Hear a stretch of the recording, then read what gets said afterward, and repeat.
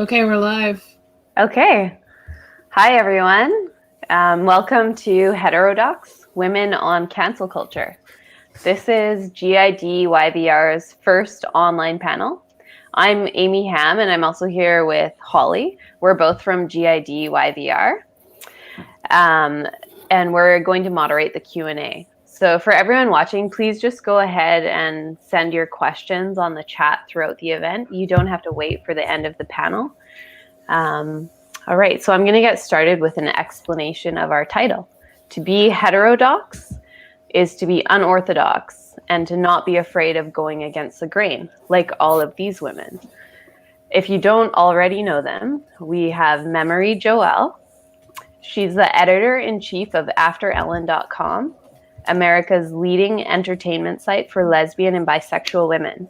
She lives in... You guys? Yeah? I'm really sorry. We have to start over again. Okay. It's the same link though, right? Same link? Yeah. Okay. Sorry, I just need to change the settings.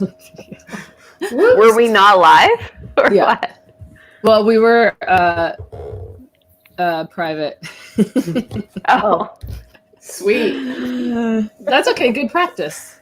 And also we started 1 minute early, so probably better to start over. That sounded okay though. Okay, just let me, I'm gonna just look on YouTube to make sure that it's up. Oh yeah, I can go look on it. I'll go to Spinster where I posted it. It's up. Okay, awesome. So we're there. Mm-hmm. We're here. We're live. On my phone. Are we live? Yes. Are we live? This is going to be super weird. I'm going to see myself on YouTube. Make sure that you turn your YouTube videos off, everyone in the panel, if you have it on, because you'll hear the... I mean, unless it's on mute, then you're good. But okay, it's muted. Make sure it's muted. They said that they all saw us the entire time, by the way. So they did? Yeah, that's what they said. So we're good. Look at all these people show my tits or anything. All right. All these people are commenting on YouTube. Okay, I gotta shut that window because that's weird. And, look, we're just all going for authenticity here. Okay. We're just trying to keep it real. So do I need to start the atmosphere? Should I start from the beginning? Over, okay. Because I don't know. Yeah, I don't know if they heard your intro or not. But okay, it's great. So do it again. We'll start from the top. Okay, hi everyone. Welcome to Heterodoxx, Women on Cancel Culture. This is GIDYVR's first online panel. I'm Amy Hamm, and I'm here with Holly. We're both from GIDYVR. We're going to be moderating the Q&A. So for everyone watching, please just submit your questions throughout the panel. You don't actually have to wait until the very end. And I'm going to start by explaining our title. Heterodox. To be heterodox means to be unorthodox and to not be afraid of going against the grain, like all of these women. If you don't already know them, we have Memoree Joelle. She's editor-in-chief at AfterEllen.com, America's leading entertainment site for lesbian and bisexual women. She lives in Los Angeles, California. And we have Nina Paley. Nina is the creator of the critically acclaimed film Sita Sings the Blues. Her adventures in our copyright system led her to join questioncopyright.org as artist in residence in 2008, where she produced a series of animated shorts about intellectual freedom called Minute Memes. Sadomasochism is her second feature. Nina's films have been banned at multiple events, including in her hometown, because of her unrelated online essays on gender colonialism and pronouns. After asserting on Facebook that penises are male, she was deplatformed and disinvited from speaking at universities and subject to social media mobs and unfounded denouncements ever since. And then there's Arielle Scarcella. Arielle is an LGBT trailblazer and has been creating videos for over 10 years as one of YouTube's original lesbian content creators. Her content changes hearts and minds and starts sometimes difficult conversations within the LGBT community. She has committed her platform to sharing and celebrating stories about others in the community and to inspiring people to embrace their own sexuality and body. Her videos have more than 200 million views, And Bustle named her channel one of the top 8 recommended LGBTQ plus channels. And finally, there's Meghan Murphy. Meghan is a writer and the founder and editor of Feminist Current, Canada's leading feminist website. She has published her work in numerous national and international publications, and she's traveled around the world to places like UK, Scotland, New Zealand, Toronto, and to New York to give talks on gender identity and women's rights. Many of these events were protested by hundreds of people who've worked very hard to cancel her, and none have succeeded. All right, so let's get started. I think Meghan's going first. Okay, hi everyone. Thank you for joining. I am really excited about this panel. I've really wanted to have this conversation for a long time now, and I've been trying to have the conversation. I write about it a lot. I've been talking about it a lot. I'm really frustrated that nobody will listen to me. So here we are again. I feel like I've tried really hard to explain how harmful cancel culture is. Not just to you, not just to your friends, not just to your political allies, but to everyone. Even people you don't like, even people you disagree with. It seems like people are totally addicted. The high they get from taking someone down apparently is just too enticing a drug. So the cycle continues on and on. Almost daily, it seems, someone else is being canceled. There's a new target. So we find a target, we pick a tweet, we find a line from an interview, an old text maybe, a screenshot of a comment we left on Facebook 10 years ago, and we go big as we can, because cancel culture only works through hyperbole, exaggeration, decontextualization, dehumanization, and a complete lack of nuance. So who the target is doesn't matter. The context or tone of the line picked out of, 3,000 other words to choose from, that doesn't matter. The history of the individual's politics or work, the intent, even the truth, none of it matters. There's no room for conversation in cancel culture, just a witch hunt that ends, hopefully, in total destruction of the witch. And by hopefully, I don't mean that I hope that's the case. I mean that is the aim. I've talked a lot about silencing women, the silencing of women that happens, particularly today within the gender identity debate. The threats, the harassment, the ostracization, the vilification, the actual literal silencing of debate in the media, and from the protesters who shut down events that are just attempting to discuss the impact of gender identity on women. It's really intense. Women have been punched, they've been fired, they've been threatened with death, they've lost their friends, they've lost their jobs, they've been kicked out of political parties, they've even been kicked out of their own women-centered organizations. But it's not just outsiders or, the enemies of feminist speech who are engaged in trying to silence or cancel women. It's also happening within feminism. And I find it really depressing, never mind counterproductive. I'm not sure why we can't see this behavior as problematic when we engage in it ourselves. But to me, the hypocrisy of defending our own free speech and free expression while attacking the free speech and free expression of others is staggering. The way we try to limit the speech and even the critical thought of other women, other feminists, other people is unacceptable.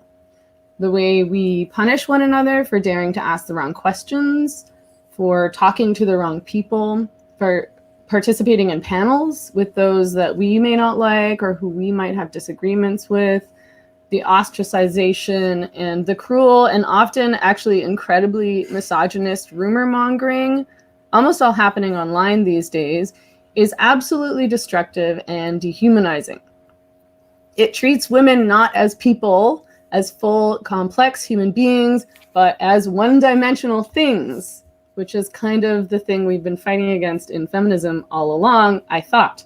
So it makes somebody either good or bad, with us or against us. And if you question the narrative, you're out. So this behavior should be rejected and admonished. I want women to join this movement, not to be pushed out, not to leave because they're so afraid of being themselves, so afraid to have real, honest conversations because they don't want to be fake. I want to know whether we really value authenticity and free speech in this movement.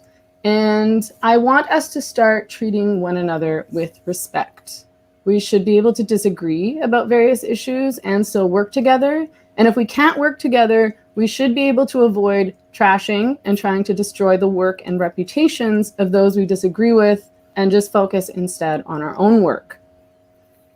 I think that those who view themselves as political people, the progressives, the left, even the feminists, sometimes forget that politics are for the people, not the other way around. Our ideologies are not more important than real people and real people's lives. And whether or not a woman is politically pure, according to someone else's standards, should not determine whether or not she is worthy of respect, whether she can participate in the feminist movement, or whether or not she should be treated with humanity and kindness. So for the record, I'm not at all suggesting we don't disagree and that we don't challenge one another. I'm suggesting that we do disagree and that we discuss with respect and with integrity. And if we can't come to consensus, oh well. We do have to accept that everyone is not like us and will not see all things our way. We need to stop with this elitist, top-down approach where discussions involve beating someone over the head with our ideologies and views and ordering them to succumb passively to our way or the highway. This is not the way to build a movement. This is the way to build a cult. And this is not a cult. And I don't think that women want to join a cult.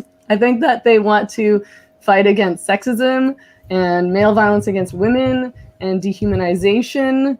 I think that we want, at the end of the day, women to be able to live happy, free lives with dignity, right? Is this not what we want? I thought that was what we were trying to do here, but it seems like instead we just all want to argue on Facebook until we die, which is not what I want. So I want us to be better. I want us to reject this mob mentality where we invent a target, plot to take her down, and then do everything in our power to destroy her reputation and beat her down so that she no longer has the will to fight. If we keep this up, we will have nothing left. I want this broadly. I want an end to the rage machine. Again, it seems like every day the social justice mob is after someone new. It seems like this is what passes for activism these days. So what I've asked and noted many times in talks and panels that I've participated in is, why do trans activists spend all their time trying to destroy other spaces and work? So spaces built by women, for example, women's work.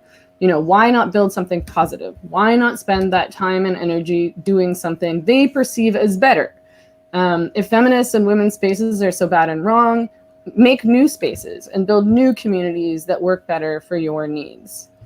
And I would make the same suggestion to feminists. You know, if you don't like what one person is doing or saying, do or say something different. I think diversity is a good thing, particularly diversity of thought. I have learned and changed a lot in the past few years. I've talked to and met so many really incredible people, often people who have different politics than I do, different views, different experiences, many of whom have been deemed bad by the social justice warriors and even by feminists. And I highly recommend this. I really recommend that we all get out of our bubbles and into the real world and start talking to and learning from and engaging with people who are different than us. It is a really good way to build empathy, and it humanizes people. So we start to realize that disagreements don't necessarily make a person bad. It just means they see things differently. And how are we ever going to relate to and understand one another if we don't try, if we don't talk and share our views? I don't want to only preach to the converted. I want to think. I want to actually think critically. I want to be challenged. I want to challenge others. I want to debate, disagree, maybe change my mind, maybe change the minds of others. And I don't know how we're going to do that if we keep canceling people. I don't know how we're going to build this movement if we refuse to engage with anyone who already isn't in and on board and schooled in all the right jargon and who hasn't memorized all the correct views and opinions. We talk a lot about the most oppressed and the most marginalized, but what about all the poor, marginalized, abused women who aren't left-wing, who don't subscribe to radical feminist views, who don't talk to the right people and use the correct language? Are they worthy of this movement too? I've fought really hard to be myself and to speak my mind, even when it's really scary and even when I'm punished for doing so. And I want that for all women. I want us all to fight for ourselves and also fight for all women, even the ones we don't like, even the ones who aren't just like us, even the ones who don't share our politics, even the ones who don't follow the rules. We do want brave, truthful, authentic women in this movement, not lemmings, not obedient soldiers, real, radical, bold, uncontrollable, outspoken women. And in order to achieve that, we do need to reject cancel culture and purity politics, and we need to stand up for free speech and true diversity and critical thought. That is all.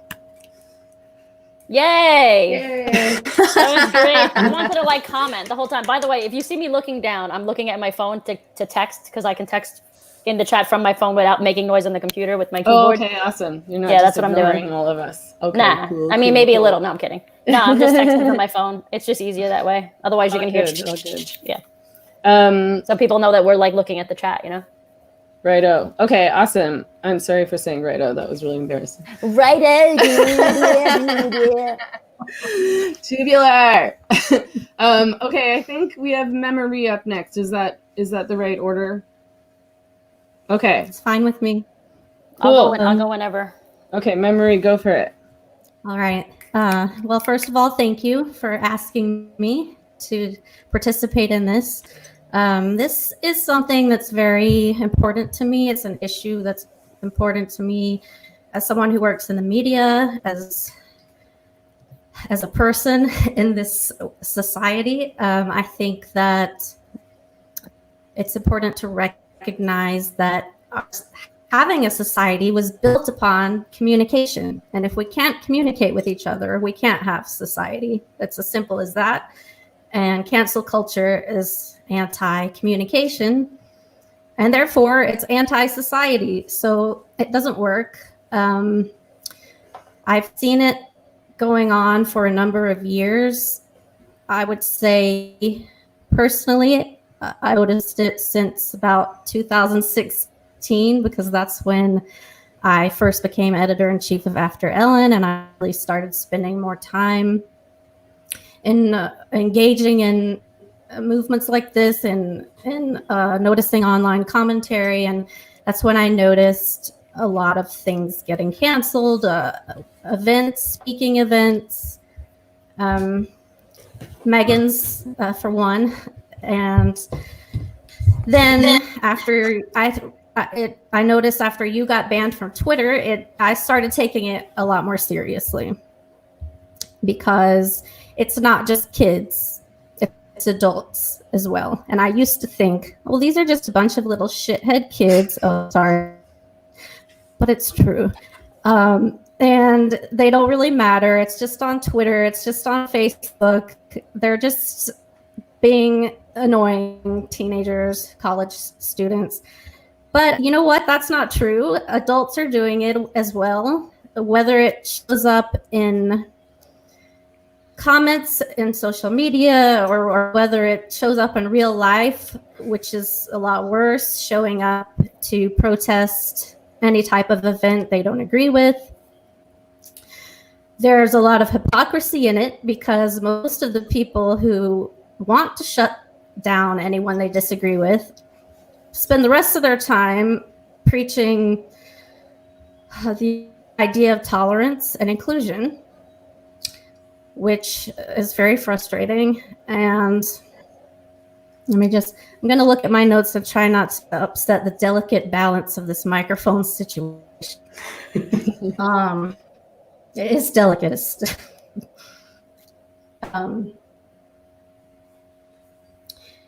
So it's two things that are combined into what I think is a very dangerous combination, which is it's blatant ignorance. Not wanting someone to be able to speak about something you don't agree with is just ignorant. And it's also a grab for power. And I think we have to recognize that and not be afraid of it, and not be afraid to speak up about it, because that's all it is. Media is very powerful.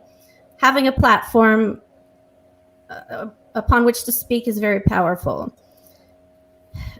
So, of course, now that we have this culture where if it seems to be okay for people to try to cancel anyone they don't agree with, what they are doing is attempting to take what they perceive as power and gain it for themselves. I mean, I think that's partly human nature, but it's also something we have to fight. I was going to say, it's also, I know not everyone is an American here, but it's also anti-American because our country, and that's important to me as an American, our country, one of its founding principles is free speech. And being able to speak openly about anything, even things that can be upsetting and hurt people's feelings, is back to what I said at the beginning, which is that's how we have society. We are able to speak our minds and communicate. I think I was first canceled, personally canceled, in 2016 when I became editor-in-chief of After Ellen. I got this mob of online, mostly women, I have to say, that's unfortunate but true, who decided they didn't want me to be editor because apparently I had signed a petition back a year before called Get the L Out of, I don't even actually know what it was. A friend asked me to sign it. It came through my Facebook feed and I signed it without a thought. But apparently it was really bad. They worked on canceling me for a number of years. I think I'm still canceled. I don't really know because I don't. How can we really know? I don't go to it anymore. That's why when I tweet anything, especially, I don't check the comments. I just tweet it and then shut the computer down. I hate Twitter. I think it's a terrible platform, by the way. Just had to say that. Oh, puppy. Oh, and so Megan, you're not missing anything on Twitter. I feel like I'm missing something. I feel sad. No, I really like Twitter. Sorry, I won't interrupt your talk. No, it's terrible. I hate. I'm a Facebook person because you can use more words, and I think that's a better way to communicate. But anyway, that's just a little side thing. It's not really. That's most of what I wanted to say. I agree with everything Megan said as well, and I would like to hear other people talk because I always talk. I talk constantly. I post everything I'm thinking constantly. Everyone's sick of me. So that's all I have to say. I'll answer questions, of course. I do like your Facebook posts, actually, and I don't really like Facebook very much, but your posts are quite entertaining. Thank you. You have to have fun in life. You do. So, okay, thank you for your thoughts. So up next we have Nina. Hello. I'm going to read something and then hopefully be able to just talk off of the top of my head when we do the Q&A. So yes, it's going to sound inauthentic because I am reading. The worst part is the lies. Nina Paley hates trans people. I read that on Twitter and Facebook over and over. What I had said was, trans women are male. This translated to, Nina hates trans people, and online mobs repeated that ad nauseum. I also got banned from Facebook, first for 1 day, then for 3 more, then for a week. Later, it is true, I ventured so far as to say trans women are men. No degree of delicacy was going to stop the lies, and if I was going to tell the truth, I might as well end my own participation in the charade. Adult human males are men. Women are adult human females.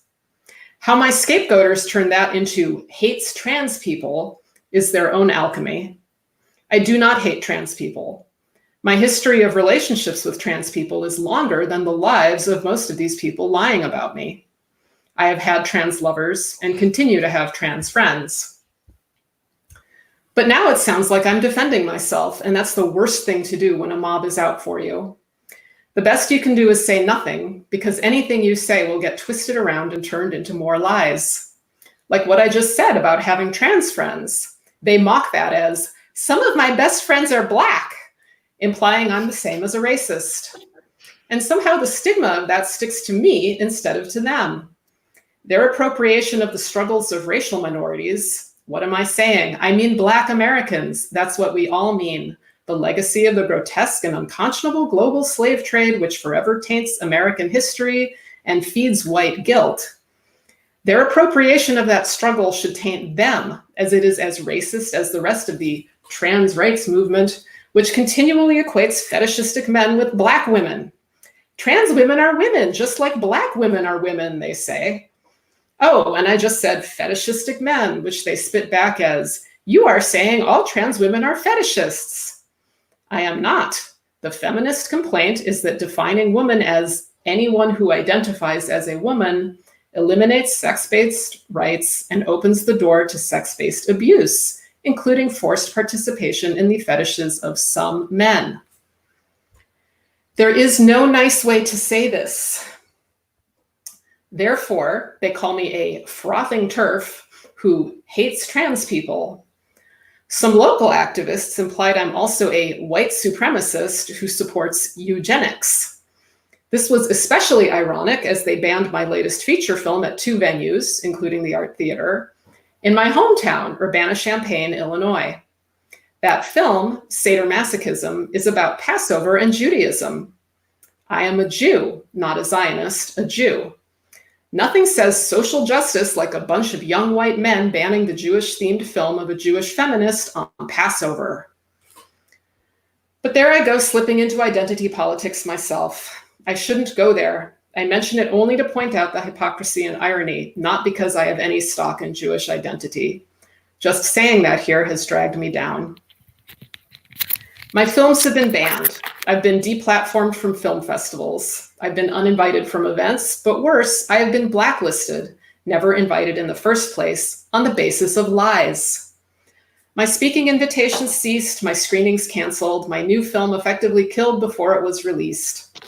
Because I said penises are male and refused to apologize, and then wrote articles like Gender Colonialism and another explaining why I don't use preferred pronouns. I still don't hate trans people. I did develop a contempt for trans activists and their enablers. I lost many friends. I got new, better friends. I keep making art. In spite of how outspoken I may appear, I spend most of my time not saying anything. There is very little new to be said. I've said it all before, and so have you. Woman means adult human female. Biological sex is real. People can wear whatever they want. Clothes and stereotypes do not a man or woman make. Women have sex-based legal protections for a reason, and I oppose dismantling them. Everyone is free to identify however they wish, but they do not have the right to dictate how I identify anything. Everyone is free to disagree. I wish we could simply disagree. I'm always up for a disagreement.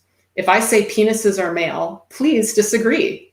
But don't say I hate trans people. That is a lie, and ultimately, lies say more about you than they do about me. Thank you. Yay!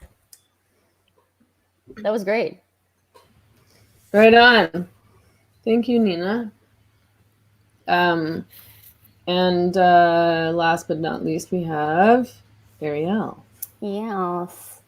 All right, mine's gonna be a little bit more tea heavy. Gonna be a lot more. This is, all right. Okay, so to start off, how many of you have ever felt personally victimized by cancel culture? Everybody has to raise their hand in the chat. You have to click a thumbs up button in the chat or something. Everybody has to do that. If you get that reference, you get 10 points immediately. 10 points for Obviously, Gryffindor. I get the reference. Not everybody does. Okay, so what is cancel culture? Why do people do it? How is it achieved? I want to say that I absolutely despise cancel culture. I have never been a fan of it. I have been on the victim end of it multiple times throughout my career, more times than I can count. But as you can see, we are all canceled, but we're all still here. I think most of us can say that we've lost some of our audience. We've lost friends. I've personally also lost brand deals, partnerships, support from even certain groups, like Pink News and all these other, online LGBT organizations. A lot of them hate me now. And it's all just because of the strong opinions that I've shared in my content over the past 10 years. Cancel culture is definitely way more typical online than in real life. But as we see in Meghan's case, and with her canceling of literally storming of her speaking engagements, banning rape relief centers just for existing because they only want to help female people. People that had set up a change.org protest to stop me from speaking at LGBT Pride back in February at Sydney Mardi Gras. Physically attacking 60-year-old women in a basement in the UK. We can easily see that this is happening more and more in real life as well, which is why we're all here to talk about it. If it's just a bunch of kids online, it's not that serious. And I think Memoree was the one who said that specifically. So whoever is out there watching this stream, I know Mars is in here, and I know a few of you guys are watching in the chat especially. Everybody knows that I'm kind of notorious for stirring shit up. A little bit, specifically in the LGBT community. But it's always just been about the message behind said controversial content. If I believe in the message and believe in what I say, I will say it regardless of potential pushback. My morals are the most important thing to me. And for those of you who have followed me for a week or even a year or even 10 years, you guys have always known that. And I've always believed that support will find you when you are true to yourself, no matter what you are true to. So what is being canceled? What is cancel culture? Personally, I would define it as a swarm of people usually involved. For those of you who follow me, sorry. I would define it as a swarm of people usually involved in a specific group. So usually it's like an LGBT group. Maybe it's, certain types of feminism. I would say third wave feminism usually. People of color, usually minority groups, who have found fault in something somebody did or said and does their best as a group to cancel them. This could mean withdrawing support, trying to get people fired from their jobs, reporting their videos, their Twitter pages, copywriting their videos, even for even just talking about somebody else's video in it. I've had people try to copyright the videos so they would get money from my content. And you'll often see hashtags on Twitter such as, we'll just say, Arielle is over, the Arielle is over party, or ban Arielle and stuff like that. And everybody wants to ban everybody. I've seen extreme versions of canceling when friends of mine were followed home. Some friends of mine have been doxxed, threatened, all by, quote, well-intentioned activists who were keen on canceling them. So why are people doing this? I think the reason is really quite simple. Today, everybody is obsessed with being as woke as possible. People now judge another's value to society based on how aware they are, how woke they are, how inclusive they are, how much they are aware of their own privilege. I personally feel like I've always been open, listening to others' opinion, which doesn't always mean that I will agree with them, because I've also been hated on for saying things that I've said things, and I've proven that I was listening to people, and then they came at me and said that I wasn't listening, and I said, just because I'm listening doesn't mean I'm going to agree with you, but I will listen. And of course, I personally said some stupid shit in the past. I think everybody has, and I've apologized. I've even changed the way I speak about certain issues. And now I only speak on issues that directly affect me and other women. But none of this matters, because cancel culture is all about not giving people a second chance. Why does it not allow people to grow, though? What is the best outcome for what they are preaching, right? They preach world change, they're preaching more acceptance. Isn't that the end goal? The truth is, most people involved in cancel culture do not want to give anyone a second chance. It's very much cult-like. In their cult-like minds, giving somebody a second chance shows weakness. Cancel culture is groupthink, it's hive mind, it's control. It's getting people to do what you want them to. It's preaching tolerance and world change without actually allowing people the space and time to do it. I've seen people being canceled over and over again, and more often than not, people thought that they were their friends. This happened to me multiple times. Will passive aggressively disassociate. So if they're not actively participating in the canceling and bandwagoning of hate, they'll just slowly in the shadows unfollow you on Twitter. They'll unfriend you on Facebook. You know what I mean? Just like sneaky. And this has happened to me more times than not, I would say, over the last 6 months, because of me just going, I guess, hitting peak trans activism is really what it is. And the sad thing is that the amount of influencers and people in general who agree with me and agree with almost everything I say in my videos will refuse to speak out because they are terrified of going against the grain, even if they are right, even if science is on our side, which is really, really a shame. People are so afraid of being canceled and labeled a bigot that they will speak for others in their defense. So if you notice, most of the trans activism people aren't actually trans themselves.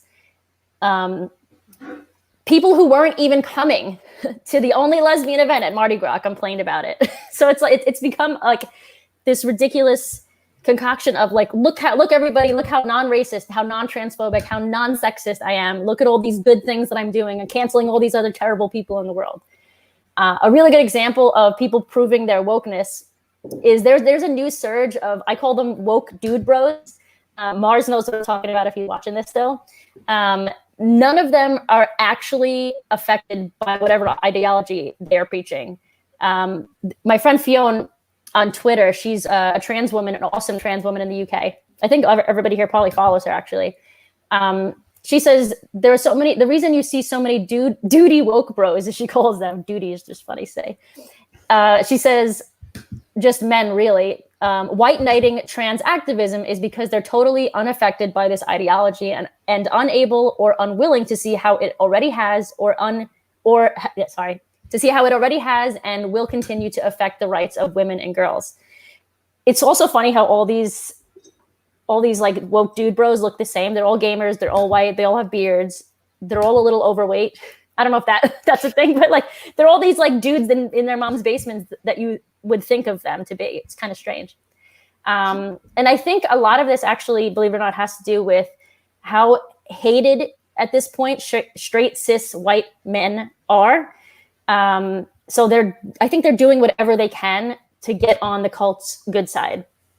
Many of these people have unfollowed me on Twitter, like I said, unfriended me on Facebook.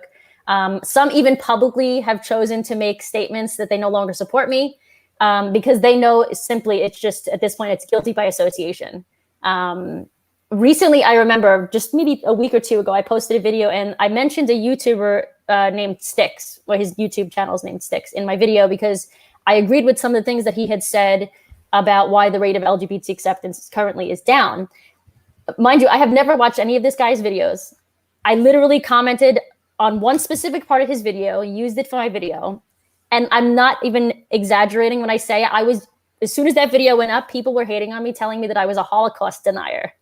like it goes from 0 to 100 so ridiculously quickly for no reason. So at that point, I'm just racist by association, I guess. Meanwhile, my grandma literally escaped Germany in 1940 something to escape Hitler and came to America. So like, not sure how I can be a racist. I'm not sure how I can be a Holocaust denier on that note.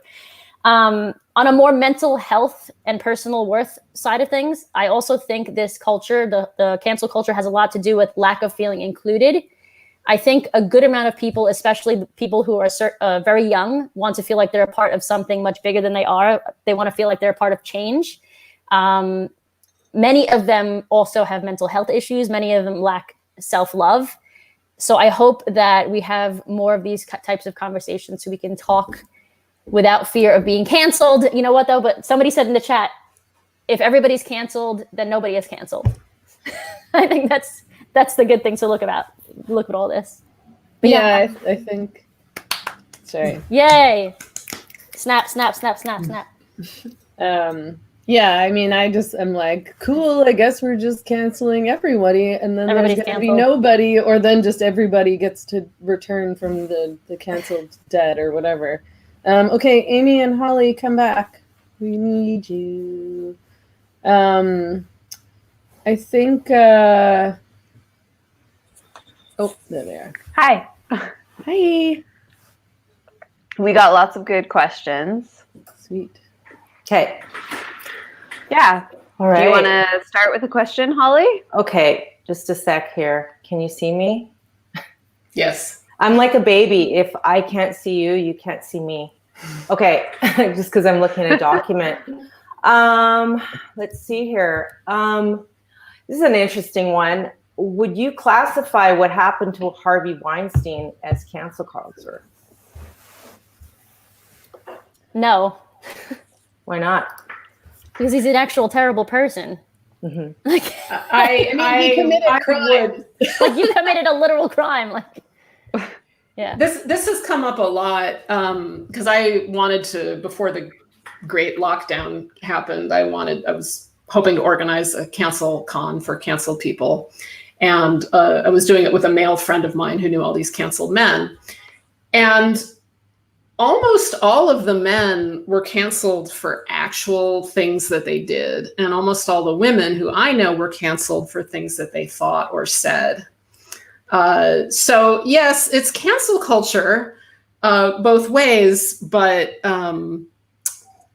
I do notice this pattern. I mean, like I say that canceling is a synonym for scapegoating. And there are scapegoats who are really horrific people, but still they function as scapegoats. And the whole point of scapegoating and canceling is it serves the need of a community or a society. It's not about the person being canceled as much as the needs of the people doing the canceling. So some famous scapegoats, you would never defend them. They're never innocent. But like Donald Trump is a scapegoat of the left, as well as being, someone who I can't stand and, psychotic and horrible in any number of ways. He also gives satisfaction to people on the left. There's like a community bonding that happens over hating on Trump. So, just being canceled, just being scapegoated, it doesn't mean that you're innocent. It's the same process that's happening. And I try not to even partake in these frenzies of Trump hating, even though I really can't stand him, because it's the point of it is to just signal to all your friends some tribal thing. It's just a tribal frenzy. Yeah, totally. I totally agree with you about Trump. I think people just do it to virtue signal their own politics and to sort of feel like they're accomplishing something.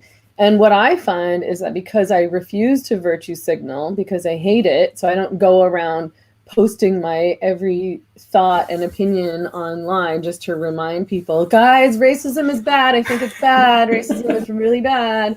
That people just assume that I'm not like opposed to racism or rape or misogyny or all these things. Like, I don't want to just go around repeating myself constantly just so everybody can feel like I'm okay. I just want to be myself and have normal conversations. And I find them all really annoying. Like, you don't have to advertise all of your supposed politics online constantly, just so everybody knows you're one of the good ones and you're part of the good club. And anybody who isn't saying anything, I guess, is a bad one, and they're part of the bad club.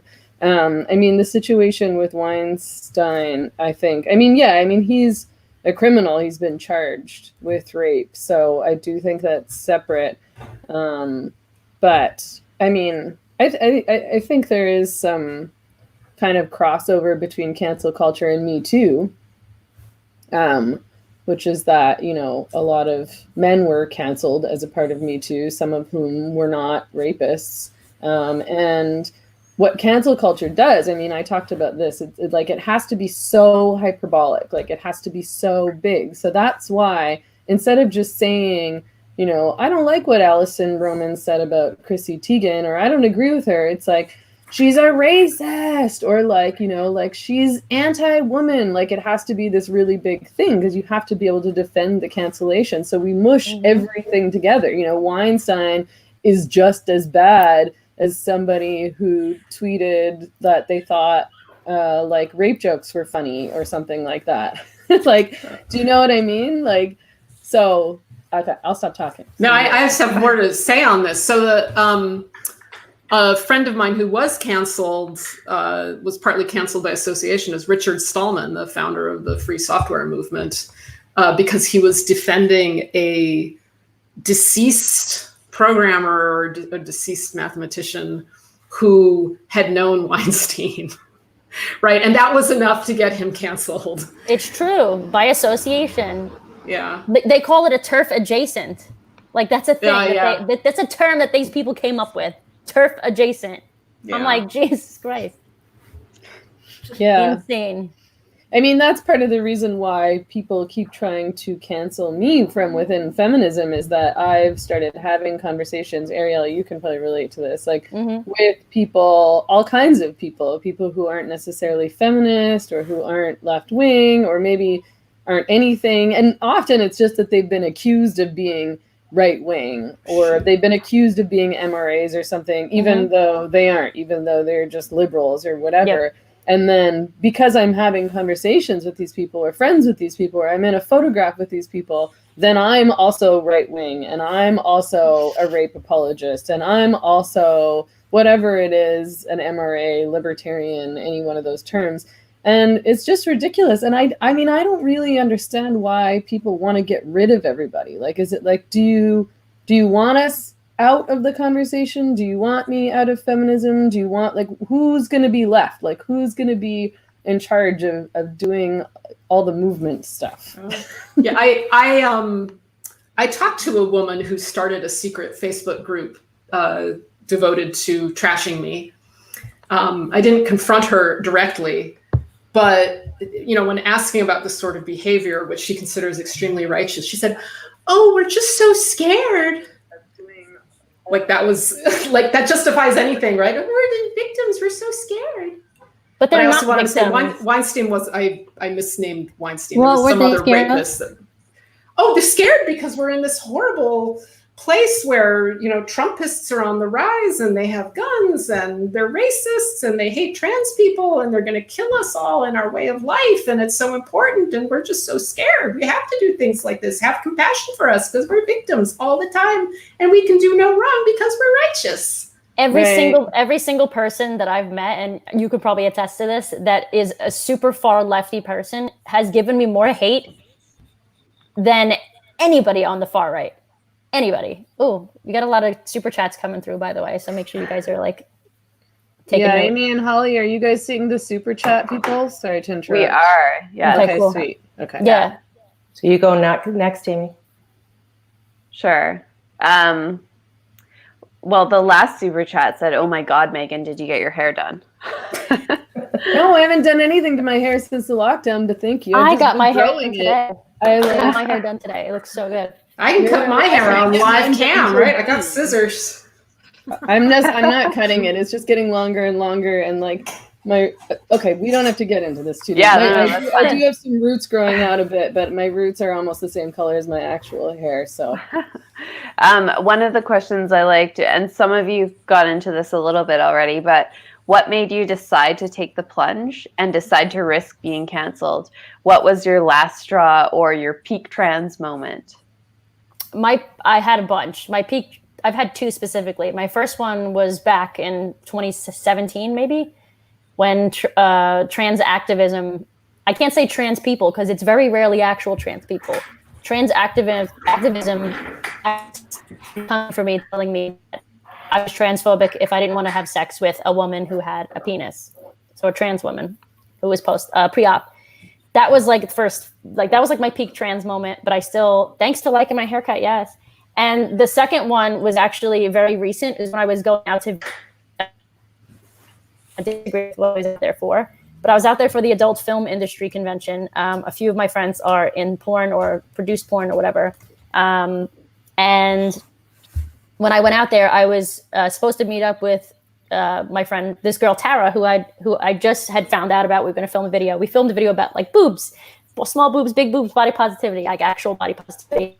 And I remember when she had met me, she was like, "Oh my God, it's so cool. I thought you were going to be like this crazy SJW person because you had women empowerment and a rainbow flag in your Twitter bio." Literally, I was like, "That's why you thought I was crazy?" I was like, "Okay, I need to disassociate myself with this cult, because if I can't even have a goddamn flag or something about women in my bio without people thinking I'm, just that type of I was like, I can't do this. I need to publicly make a statement." And I had my friend Sydney, who's actually but lives in DC, right? But super like pro LGBT. And she had helped me write that video that wound up going viral, which I got nothing but love for that. What about everybody else? What is everybody's peak? What about you, Memoree? I think for me it was probably immediate, right away in 2016 when the mob demanded that I be fired from my job.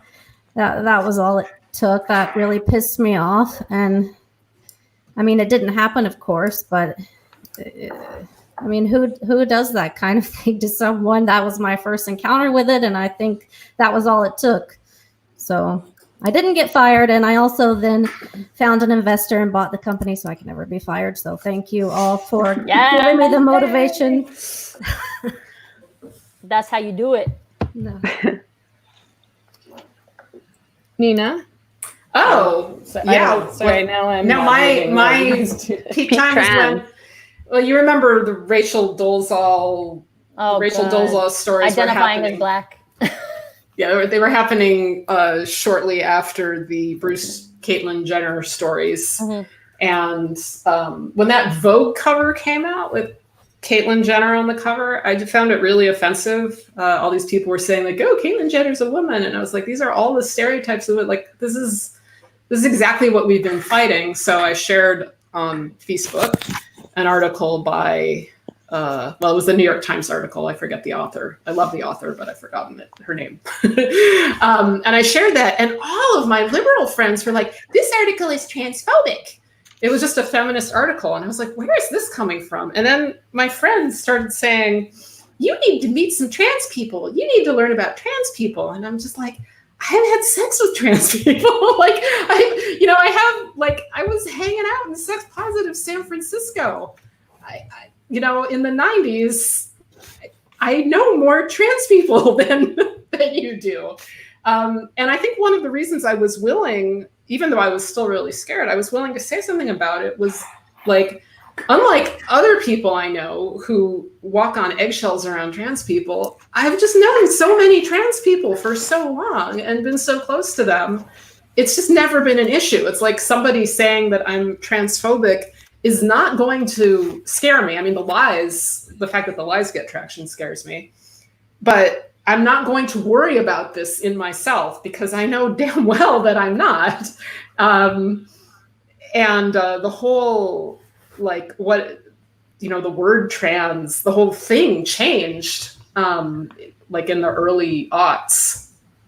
But this was a community that I was really part of. And I just found it bizarre. It wasn't actually trans people that I was having any problems with. It was these liberal people, many of whom were women, but also men. I mean, it was just this bandwagon that everybody had gone on all of a sudden. And then so that was when I noticed something was going on, but I didn't really come out till a year and a half after that. And what threw me over the edge was a George Takei meme, which was, it was never about water fountains, or it was never about bathrooms, just like it was never about water fountains.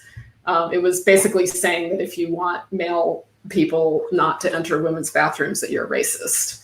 And this was just over the top. And I couldn't stand it anymore, especially because people I knew were sharing this and congratulating themselves over it. So I didn't directly criticize them. I just, said my piece, no, this does not make you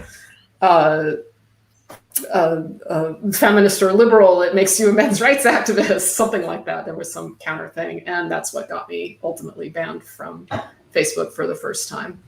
Because, yeah. Anyway, it was just the more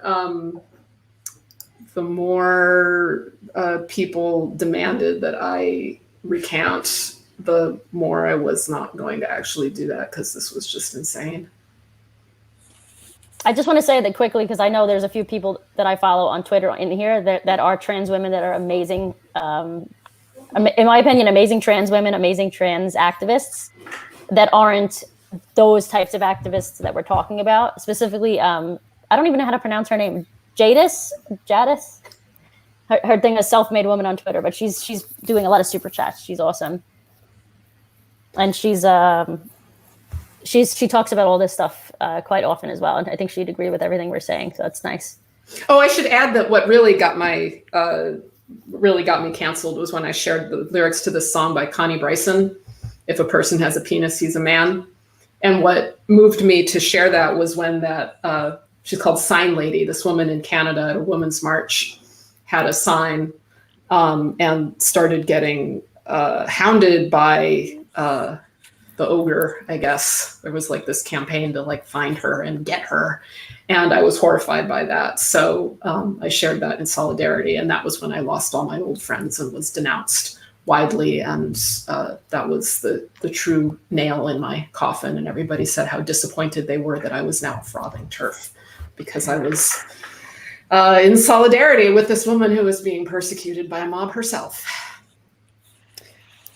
Can you repeat the question one more time, and then I'll see if I can answer it? What was your peak trans? Oh, peak trans. Yeah. It was basically what is your peak trans moment, and was being canceled worth it?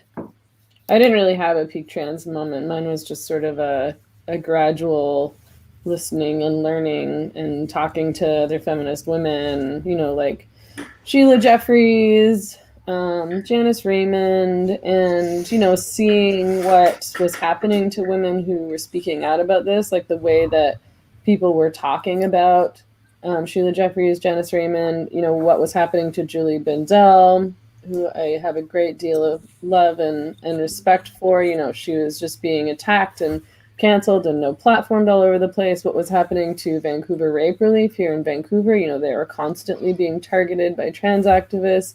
And I just was I felt so defensive of these women. So I just started defending them. And I also knew that, if I was going to get into this, I had to have my position really in check. I had to make sure I knew what I felt and was sure of it, which is usually what I do when I come out with a public position. I mean, people love to act like I'm just spouting off, or that I'm just have some hateful knee-jerk reaction. It's no, I thought about this for a really, really, really long time before I started talking about it.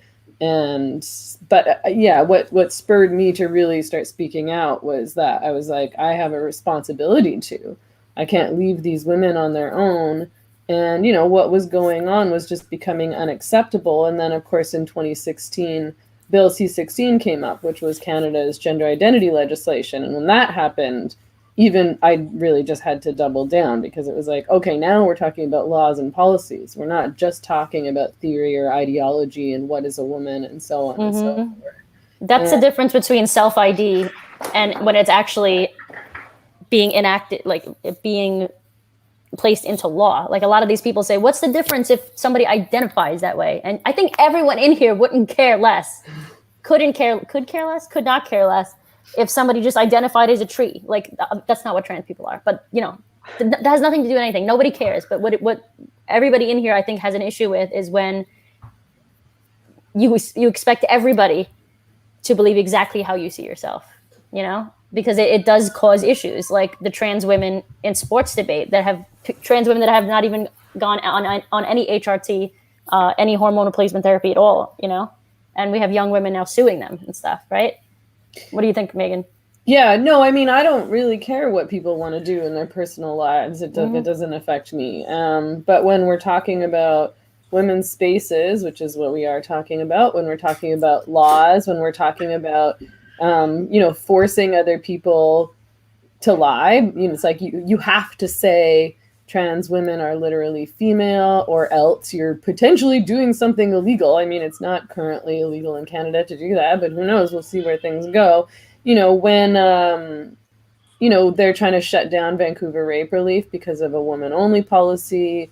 I still think that the ideology is worth talking about for sure, because we're talking about erasing woman as a category, but it just becomes so much more serious when these policies and these laws and this ideology is therefore being forced upon people. And it's obviously having real impacts on girls and women. Somebody said, if Arielle identifies as a tree, that's pine by me. Yeah, I was laughing at that too, and then I thought, stupid. Okay, do you have other questions? Don't assume her tree species. Don't assume my tree. Mistreat you? Yeah. I have a good question. What do you think healthy, challenging, and criticism looks like within the women's movement? How do we avoid falling into cancel culture ourselves? Well, okay, so I have an example.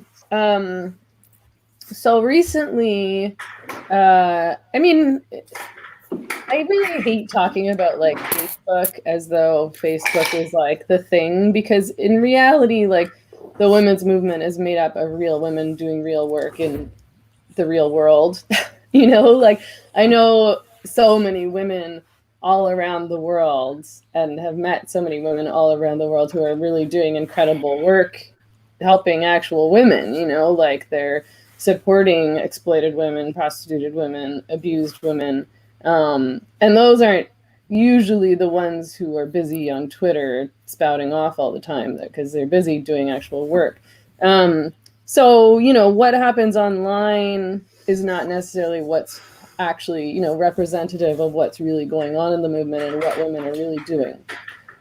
Needless to say, you know, it has an impact, and these are real people who are behaving in this way. So, you know, after I wrote an article criticizing cancel culture, essentially, I'm not going to get into it too deeply. People can check it out or whatever. I can post a link or something. A group of Canadian feminists online decided that was it for me. I was going to get canceled. But instead of, you know, engaging me in a conversation, they started making statements about me that were not true, you know, so accusing me of being a racist, accusing me of moving right wing, all these things that people do when they need to cancel you. They, you know, they smear your name, they ruin your reputation or whatever. So to me, like, you know, that's not discussion, that's not criticism. And I think when people, you know, they just kind of like banned me from the group and talked shit amongst themselves about me and spread it all over the internet, which is really like low kind of childish behavior, especially for somebody that, you know, they know and they know my work, you know what I've been doing over the past 10 years with Feminist Current, and providing a platform for so many women, and, you know, essentially documenting the global women's movement through interviews and writing and so on and so forth. So, and it's like, oh, well, I don't like this one thing that she wrote. That's it for her. Like, it's just ridiculous. And so, you know, I think the problem is that people don't actually want to disagree. So to some people, when they talk about, you know, well, we like having a conversation, we need to discuss this, like we need to talk about this, they don't actually want to talk about it unless the end result is that you're going to agree with them. So if you Honesty. continue to disagree at the end of the conversation, it's like, okay, well, thanks for sharing. I still agree with what I said initially. Yeah. I still don't agree with your perspective. Like that's me not engaging in discussion, which feels so culty to me. It's like, no, we're going to tell you what to think. And at the end of it, you have to agree with what we think and also think that way. And it's like, oh, got it. You want me to lie? Cool. I'm not going to do that. That's not what I'm about. Yeah. Go ahead, Nina. I think it's important, like if people want this behavior to stop, the first thing to do is to check it in yourself, which I'm assuming all of us who have been canceled have started doing, because I used to do a lot of these behaviors myself, and I really try not to. Yeah, me too. So you have to ask yourself, when you are participating in, this sort of discussion, what are your motives for your participation? And I think it's especially important to ask what you're getting out of it as a tribe member. Are you getting it, like, is your participation in order to boost yourself, in order to strengthen your tribal bonds? I hate to ask people not to do that, because tribal bonding is so important, and nothing bonds a tribe like scapegoating somebody. But that is, like I have to step back from that. So if the people participating are asking, like, are you really, if you're like trashing somebody or condemning somebody or denouncing somebody, ask yourself, well, why are you doing that? Like, are you genuinely concerned for the safety of other people that this person might endanger? Or are you, lonely and using this as a way to bond with your friends? Yeah, I feel like you're accomplishing something. You feel like you're part of an in-group. You can pretend to be an activist. Yep. Which is a really unproductive way to do activism, by destroying other people. But, it's not even pretending. Like, this is human nature. One thing that I really want to do someday is forgive everybody. Like, I don't want to black and white this. Like, the people that were just so vicious and horrible to me, including former friends, I would like to forgive them. So I think of all these ways of like, okay, this is human nature. And there might actually be some like mathematical explanation for it. There might be some way to model scapegoating behavior that simply has to do with like where people are grouped, literally or figuratively. If you're surrounded by other people with a certain belief system that are scapegoating someone, to resist participating in that comes at such a high cost. Maybe it's just like impossible, and that's why mobs form. I don't know, but I don't want to say that people that do this are fake activists. People that I love and admire have done this, and I hate it every time. And I don't want to write them off. It's like I see people canceling other people all the time now, and I don't want to cancel them for doing that. It's really tempting, It's such a lovely feeling to throw stones at people when other people are throwing them. It feels great. It's like being at a rock concert or something. I mean, Sorry. Go ahead. No, I was going to say, am I the only one that hasn't done this? Like, I feel like you probably have, Arielle. I don't think I have public. Maybe not. I don't think so. Like, I feel like. Go ahead. You followed me the longest, Memoree. I don't know. I mean, I feel like I don't remember specific occasions of me doing this. I just think that I did, and I used to be a lot more into political purity. So like my thing was like everything has to be left wing, everything has to be socialist, everything has to be radical feminism, and if that's not your analysis, then you're not with me. I don't know that I went so far as to like, I wasn't like signing petitions trying to get people banned and stuff like that, but I certainly engaged in that kind of thinking and then stopped when I started realizing, when I started to find it kind of boring, to be honest. And, I just felt like I was repeating myself instead of actually thinking things through. But I guess, I don't write people off really, unless I actually think they're like kind of toxic, abusive people, but that's a whole other story. I'm not much of a grudge holder. I just don't have the energy for it. So if somebody wants to come back and say, hey, I was wrong, I'm like, sure, cool. Like, That's fine. Yeah, they're not going to do that. I was looking for some way to forgive them without them ever having any awareness or understanding. I just don't really respect them anymore if they do that kind of behavior. It's not about like I don't hold this like hatred for people really. It's just that I'm just like, oh, you're kind of not really very smart, or you don't have much integrity. Yeah. Yeah. I think the important thing to do going forward. Let me know what you guys think, but I actually started a new series on my channel called Debate Not Hate, and I'm actually befriending some people on the far right, and they've been nothing. Like I said, they've been nothing but sweet. And even if we disagree on things like abortion, they're pro-life, I'm pro-choice. We can sit there and understand where each other is coming from, and we're not being hateful. We're having a debate. This is what I think. This is what he thinks. What she thinks, and we all come together and talk about it instead of yelling at each other or trying to cancel each other. You know, I think that's the next step, hopefully, for most people engaging in these, you know, cancel culture sessions, if we will. I don't know. I don't know what to call them, but like, what would you even call them? That's easier to do with people you disagree with a lot, right? Because you know that you disagree and you're like forming bonds. But the people that are supposed to be on your same side, it goes so badly. Oh, yeah, I see what you're saying. Yeah, because they're like, well, I thought you were like me in every single way. And it's like, no, I mean, I can think for myself sometimes. Most of the time, hopefully. That's I feel like...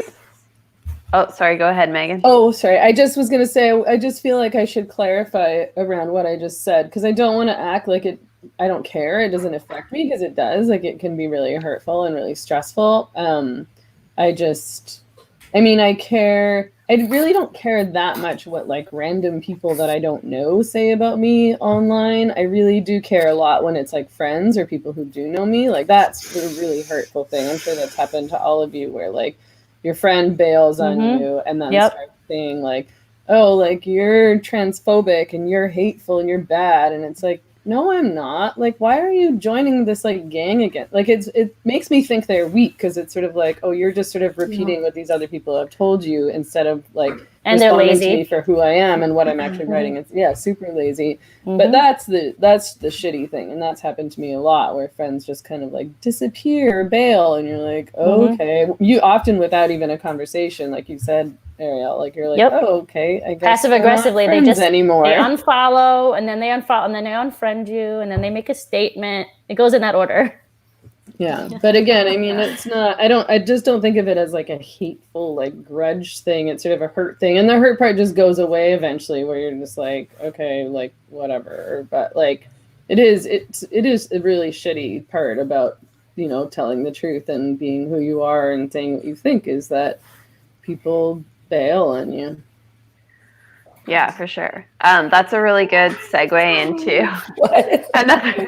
Hi, Ben. That's a great segue into the next question, which is... We got to mute because we can't hear. Yeah. Sorry. Yeah. Aw, so cute. All right. Can the chasm between liberal feminism and radical feminism be healed? My back. Sorry. Does anybody want to respond? I don't know how to answer that. I don't even call myself a feminist, to be honest. I learned from Meghan early on what radical feminism even is, and I can't be one, first of all, because I'm a capitalist, so I'm out of the equation. And I understand that. That's fine. And I don't think I understand what the difference is between the types of feminism. I thought it was all just, I think women should have the same rights as men and get paid the same for doing the same job. And then for me, that's all of it. I don't know what the rest of the issues always are. So I don't know. I'd have to first understand what the two types of feminism, how they're different, because I don't think I know. I would love to hear it. I think, correct me if I'm wrong, I think that one of the main differences between, like, they call me a radical feminist, which is why they call me a TERF. I think radical feminists are more scientific and biological, honestly. And then I think third wave feminists, which are what do you call liberal feminists, I think it's more based on feelings and it's a lot of, what the queer activism, I think it's on that side of history, I guess. I mean, technically what radical feminism means, the radical part of radical feminism means to get at the root. So the divide in a simple way would be to say that radical feminists kind of want an overhaul to the entire system, whereas liberal feminists want to kind of make changes within the system. I think that there's definitely some stuff that we could work together on. And I don't see these divides as clearly as I used to. And I don't really know that, I talk about third wave feminism because I think it's an entirely different ideology that doesn't really have much to do with feminism at all, but just has to do with kind of like personal empowerment and trying to like take sexist ideas and pretend that they're not sexist ideas through language and by, is that like, sorry, do you mean third wave like the actual generation age of women? Yeah, I mean, it is generational, but it's also ideological. But yeah, it's the feminism that started in kind of in the 90s and that continues to today. Okay. I guess I find like the term radical feminism itself is not really very useful. I've come to learn. I used to think it was quite useful, but I don't think it is anymore because nobody knows what it means. So radical feminists know what it means, but in the general world, people don't know, and they associate the word radical with extremist. So they just think, oh, radical feminist, like you're a really major feminist. I think it's more useful just to talk about our ideas and politics, actually, more so than talking about these labels.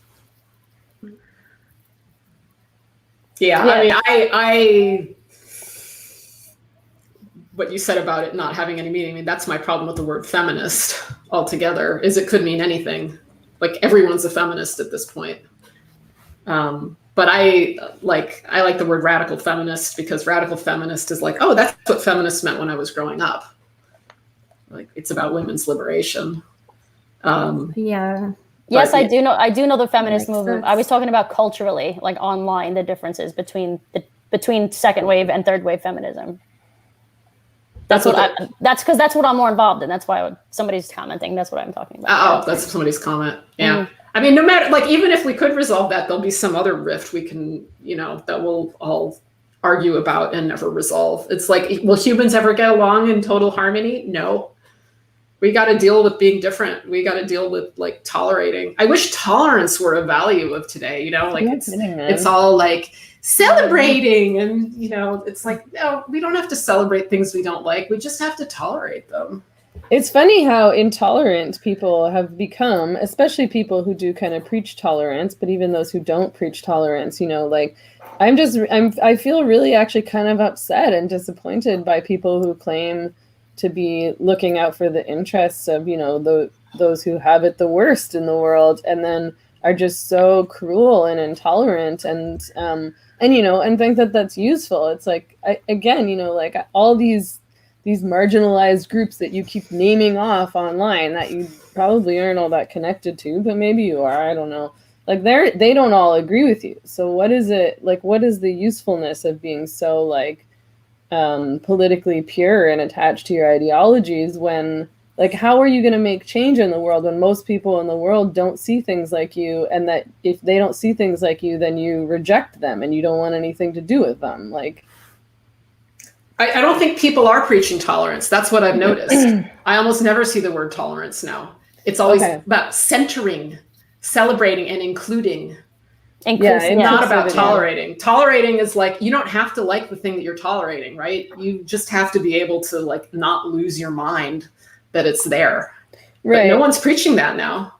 I guess, I mean, I think about, you're right. They talk about inclusivity and, but they also, they sort of, I feel like we get accused of, by trans activists by proxy of being intolerant because we're being exclusive, supposedly, and we're not letting people live the lives they want to live, which is not the case. But they don't even say intolerant; they say hateful. It's like people have just completely skipped over the concept of tolerance. And I was thinking about, I was raised with this idea. I very much prefer it to inclusion and centering and all that other stuff. It's like, anybody can do it. You really can be tolerant. You don't have to like the thing you're tolerating. I guess everything else requires like reprogramming. Everything else requires like cultiness. It's like you're thinking wrong. But tolerance is like you can keep any thoughts you want, right? Just, you know, just calm down.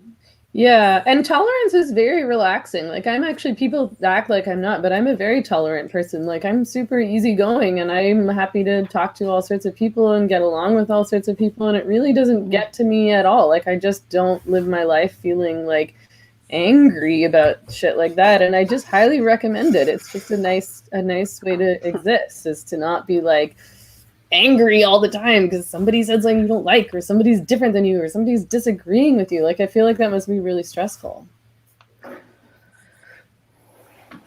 Amy? Oh, okay. Your turn. All right, this is one about gender stereotypes.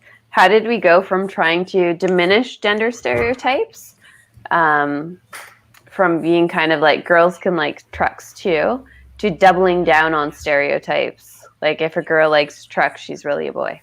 Oh my God, yes.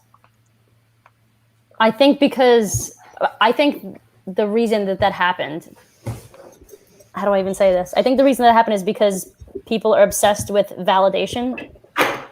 So, and again, the zero, remember I said in my little script thingy, like everyone's going from 0 to 100 so quickly, which is funny because with trans people and trans activism and whatever, and gender and all these things, it's actually saying that there's more gray zone than anything else, but yet they're making it very distinctly black and white. If this person does this, they're trans. If this person does this, they're this. And it's like, sometimes there's so many detransitioners these days. Most of them are female, and out of let's say like 9 out of 10 of them are female, 7 out of 9 of those females are lesbians. And we know growing up, most lesbians are gender nonconforming, you know? And I think because, you know, like when I was growing up in the 80s and 90s, it's like, it was cool. It wasn't cool to be gender nonconforming, but it was cool to be different. And now it's cool to be different, but we're pushing kids, you know, not just being different, we're telling them that we're just telling them that they're born in the wrong body, and half of these, if not more than half of these kids aren't even trans. I don't know if that answered the question, but that's just like, I don't know yeah, that's a really good question. I'm not sure how we got from like one side of the coin to the other. Well, you know, was it the 80s or the 90s, Susan Faluti's book Backlash came out. There was a real backlash to feminism. It was like insidious and widespread and effective, and it took place on many fronts, including the marketing of super gendered toys to children and super gendered clothes to children.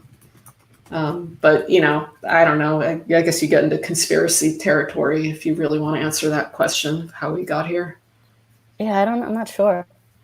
I don't have an answer. I don't know how we got here, but when I was a teenager, like when I was 13 in grade 8, I wore my dad's clothes all the time, and that was like normal. Like we all wore like all these like old secondhand men's clothes all the time. Like we wore like combat boots and docks and like old man pants. Totally, exactly. And like I would wear a flannel shirt tied around my waist every day, and all my dad's old like Union t-shirts, and you know, eventually got like more femmy and stopped wearing as many clothes because all of a sudden I was getting attention that I guess I thought I enjoyed at the time. But anyway, I mean, I don't know what, like, I think I think it came from academia. Like, I think it kind of came from gender studies, where we got really confused about all this, like, really loopy gender theory that Judith Butler and whatnot was offering us. And we're like, maybe there's no such thing as a woman at all, and maybe we can just subvert all of this with different words and theories. And the whole gender thing became all theoretical instead of like real life. And then people conflate the terms sex and gender, and you know, like maybe we can free ourselves from sexist oppression if we just pretend that we're not women at all. So I sort of think it came out of what used to be women's studies departments and all became gender studies, postmodernist, queer studies departments around kind of like 2009 is when they started changing their names. But that content and that theory is what we were learning. I was in women's studies then when that was all going down. Okay, we have a really good question that was kind of sent in beforehand. And this probably could go, well, to a lot of the people on the panel, but Memoree, maybe you could start. What do you think is the impact on lesbians when feminists refuse to work with or speak to or engage with the right? That is to say, what about lesbians who are not on the left?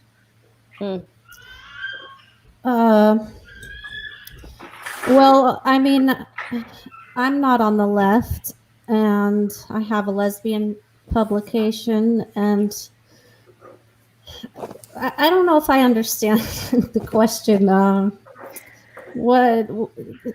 Tell me again. I'm sorry. I think it's like, so a lot of feminists refuse to work or acknowledge any work on the right. Oh, okay. Yet there are lesbians on the right.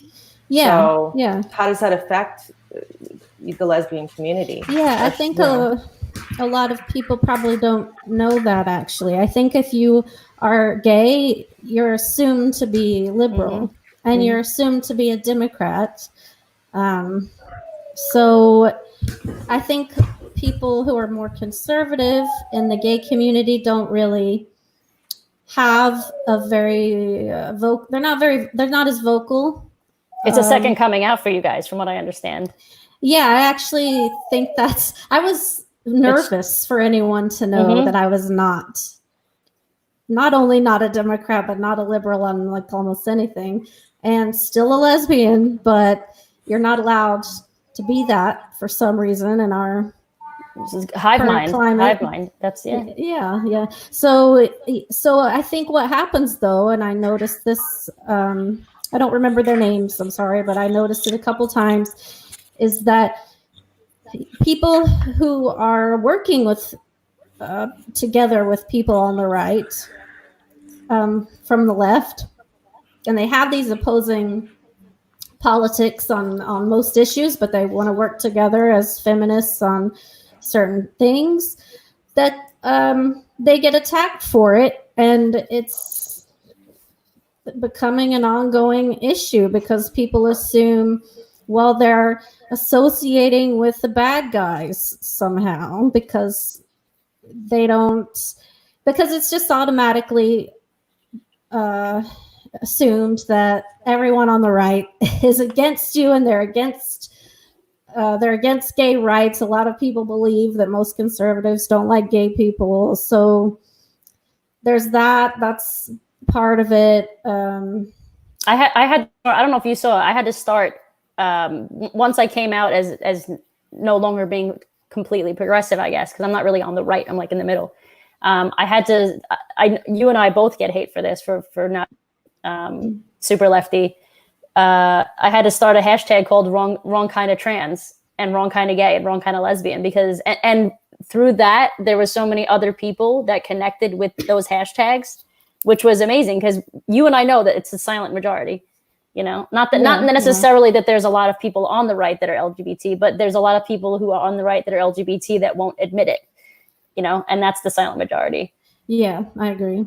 And I don't know the answer of how we can fix this issue and work together as in the feminist movement. I really don't know. I think that it would take a lot of effort from both sides. I have a solution. My solution is that we all have conversations with each other. Yes.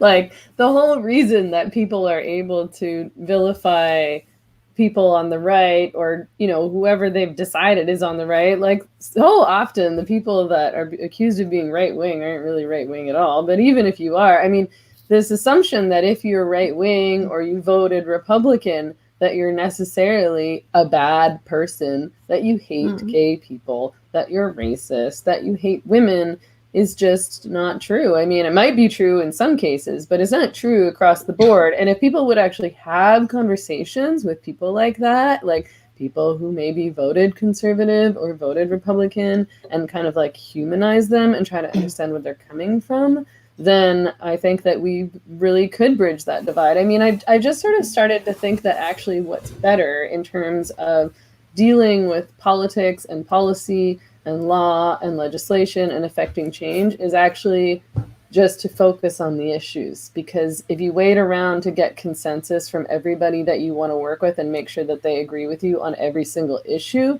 it's going to be very difficult to actually get somewhere, because, you know, there's going to be disagreements, and we have to just either be able to accept those disagreements or just be like, okay, sure, we can work together to get this done, and then that's that. I'll work with somebody else to get this other thing done that I'm fighting for. Like, Yeah.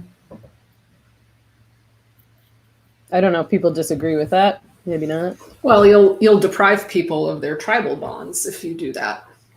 Shit. I mean, I guess, yeah, like I think that people really I think it's comfortable for people to fit other people into boxes just so that they know who to like and who not to like, and to create these categories and to create these divides, because they don't really have to stretch their mind and risk maybe changing their mind, or risk being canceled themselves, or risk really actually doing some critical thinking. Because I've noticed what's been happening to me since I've started kind of like, you know, writing. I'm still doing all the feminist work that I've always done the same, but I've also been kind of writing about other stuff. Like I've wanted to write about things that don't necessarily have to do with women. Like I'm interested in all sorts of things, and like I'm interested in talking to people who aren't necessarily feminists and people who aren't women or whatever. And so I start talking about and writing about different things, and some people seem to be really triggered by that because they're not sure what box to put me in anymore. They're like, oh, she's not saying these things that I'm expecting her to say or that I'm used to her saying. Like, fuck, maybe I have to like cancel her. Or maybe like, I guess she's on the right wing now since she's not repeating these talking points effectively for me. And I can't fit her into this perfect box now because she's saying some things that fit in the box and some things that don't fit in the box. And it's like, that's how human beings work. That's how almost all human beings are. Like, it's so strange to assume that somebody is going to fit into these perfect categories because most of them do not. All right, we have another question kind of about misogyny in general. Do you believe that cancel culture is specifically aimed at feminists? No, of course not. Men get canceled all the time. Mm-hmm. Look at Graham. Graham is a really good example of it. And he's super feministy, but he's a man. I do think, though, that there's a sex-based component to it. I mean, it's not an accident that the witch hunts focused most on women as well. Mm-hmm. I think of this, again, as like a tribal thing that's been going on for a really, really long time, like probably before written history. And, you know, my goal last year was just like, I just want to understand this. Like, why are people doing this? And I still don't understand it. So, but yeah, the woman thing, there is something going on. It's different. It's different for women. And yes, men get canceled. But like I said before, a lot of men get canceled for things that they actually do, many of which are illegal, or at the very least we can agree are immoral. And I just see a lot more women getting canceled for things that they say or think. And that's not, you know, it's not exclusively, it doesn't exclusively fall on, you know, strictly sexed lines, but it's noticeable to me. Like, I think there's just some like joyous satisfaction that people get out of taking down a woman. I think it's easier for them. And I think that there's less thought that goes into it. Like, okay, like take this phrase, white feminism, right? Like I remember being at the Women's March and this former friend of mine who was super pro-trans said that anything critical of trans was white feminism. I've only heard the phrase white feminism from white women who call themselves feminists. Like those are the only people tearing it down. So I'm like, what? I mean, I know that as a woman, I have felt comfortable denigrating women in particular ways, like what she was doing. Like I've only become aware of some of these things that I've done recently. There's lots of these little behaviors and they're very subtle. But yeah, my answer is like, yeah, I can't say exactly what it is, but I don't know, maybe the costs are lower, like if you take down a woman. It's also, I think that women care more about being taken down. They'll react to it more strongly, whereas men don't really care as much, I don't think. Well, they care about their careers. They care do. about their careers. But I think they don't respond to it in the same way. Yeah, I don't know. I mean, most of the men that I know, their feelings are really easily hurt and they feel like enormous victims all the time. So anything that aids their victim identity, they'll seize on. So I don't see that difference so much. Yeah, I mean, I don't know.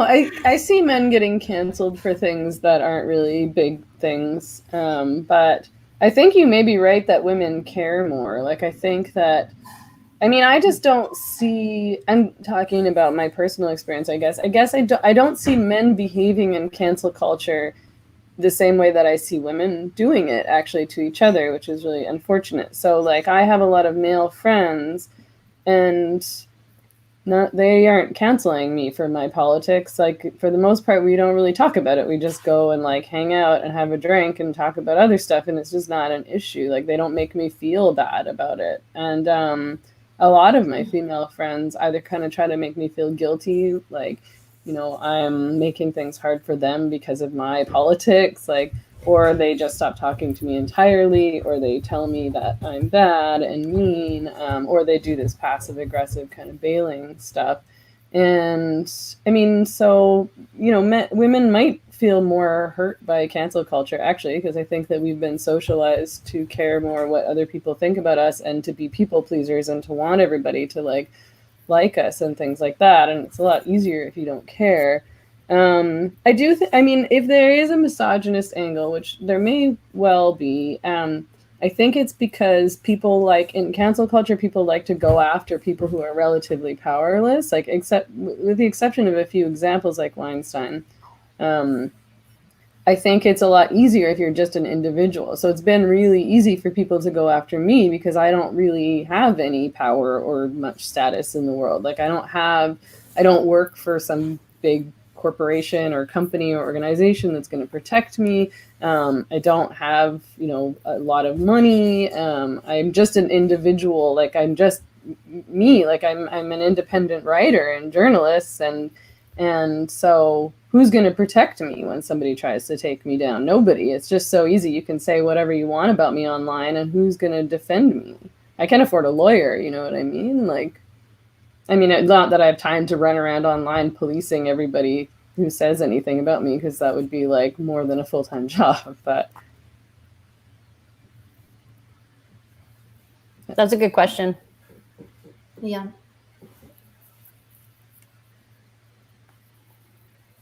All right, so there's another one that's about cancel culture. So it's not exactly a question, but so as individuals, we could all choose to not follow a comedian as an example if we didn't like them or we didn't like some of the work they did or some choices they made in their personal lives.